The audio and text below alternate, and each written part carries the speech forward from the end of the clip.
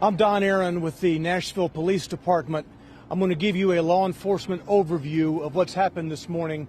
With me is Kendra Loney from the Nashville Fire Department, who will talk about the fire department's actions in regard to this morning's call. This is going to be a brief update as to what has occurred. There will be more from this spot later in the morning with Chief John Drake and others. At 10:13 this morning, the police department received a call of an active shooter inside Covenant School, Covenant Presbyterian Church. The police department response was swift. Officers entered the first story of the school, began clearing it. They heard shots coming from the second level. They immediately went to the gunfire. When the officers got to the second level, they saw a shooter, a female, who was firing. The officers engaged her. She was fatally shot by responding police officers. There was a 5-member team who was on the second floor at that time. 2 individuals from that 5-member team opened fire on the shooter.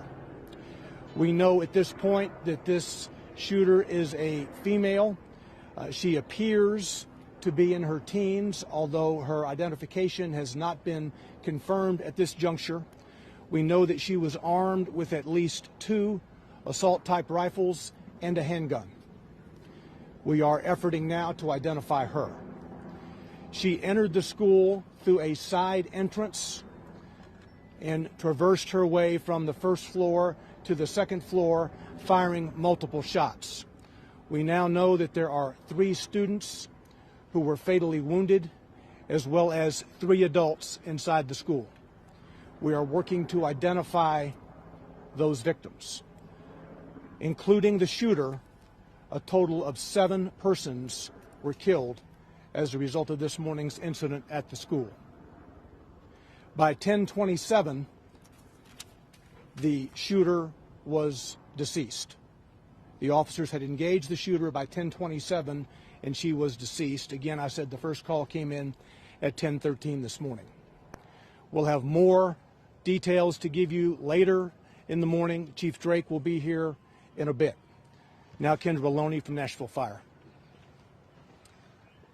Fire department crews are dispatched for active shooter incidents as well, for medical support, but also for an RTF response, which is a rescue task force response to go in alongside of MNPD response. Our crews were right there on the scene to provide medical aid to any survivors, but also be there for victims so that we could try life-saving efforts in this case. So we went in as soon as it was safe for our responders to do so, to try to provide life-saving efforts for those that were impacted by this incident and this tragedy.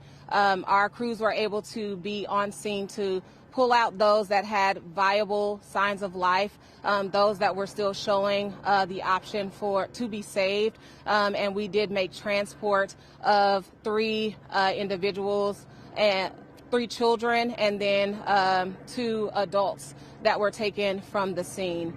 Our crews then set up a reunification unit. That reunification unit is at 2100 Woodmont Boulevard. That's where parents can go to be reunited with their children. All of the remaining students were able to be escorted out of the building with faculty and staff. We're not sure about the processes that they had in place, but we were on scene to help them mitigate anyone from seeing exactly what else was going on, but we're sure that they heard the chaos that was surrounding this. So we do have mental health specialists and professionals that are at that reunification site for both the students and the families that are going to be affected by this today.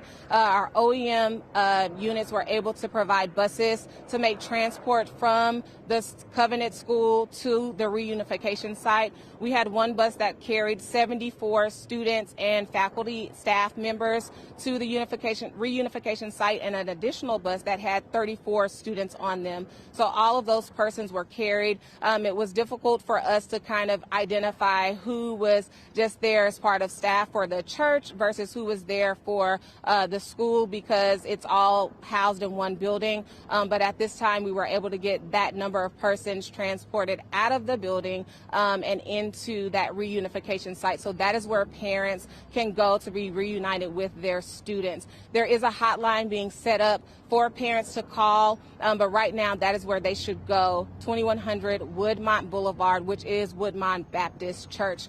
Additionally, we do have a debriefing site set up for on-staff or personnel who are working this incident, and there are mental health professionals set up there for them as well. There was one police officer that was injured with a hand injury as a result of making an attack on this incident. But other than that, there have been no additional injuries to first responders or personnel responding to this. And as Don mentioned earlier, we will have further updates coming later on in the afternoon.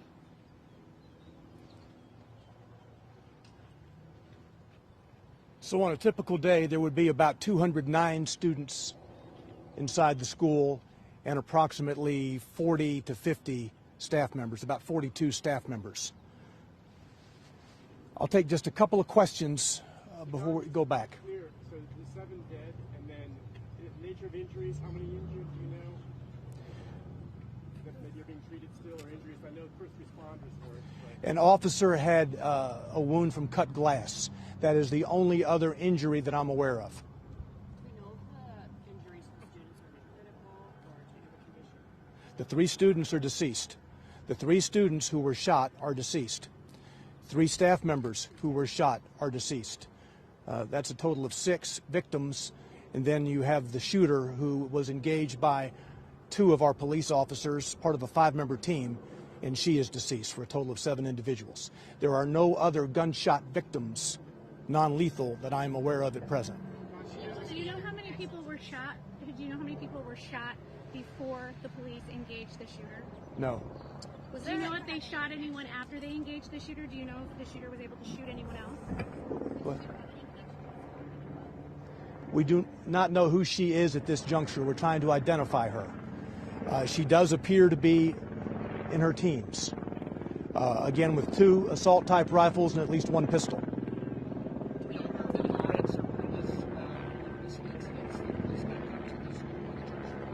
No, I'm not. Was there an SRO or an SSO working at the school? No, this is a church that operates a private school. There was no Metro Police personnel assigned to that building at any time. You said 2? Yeah, the adults. No, there are a total of 3 adults. 3 adults who have been fatally wounded. Okay, one of them being the shooter? No. Okay, 3 adults. So let me go over this again.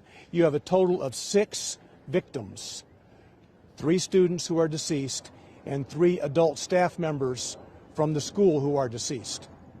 The shooter herself makes 7. Do you know if one of the 3 adults maybe confronted her? I do not. Are there teachers in There is video from the school that we are viewing now to try to learn exactly how all of this happened. Can you say where the victims were located? Were they in the hallway, in a classroom? I cannot at this juncture. As you know, 5 of the 6 were transported. So we will get that information later in the day.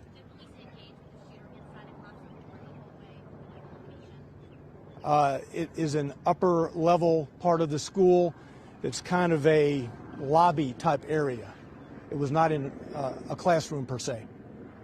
All right, we'll be back shortly with more detail. We'll tweet out, give you a 15-minute or so notice before the next one, okay? Thanks. Aren't you guys tired of covering this? Aren't you guys tired of being here and having to cover all of these mass shootings? I'm from Highland Park. Family vacation with my son, visiting my sister-in-law. I have been lobbying in D.C. Since we survived a mass shooting in July, I have met with over 130 lawmakers. How is this still happening? How are our children still dying, and why are we failing them?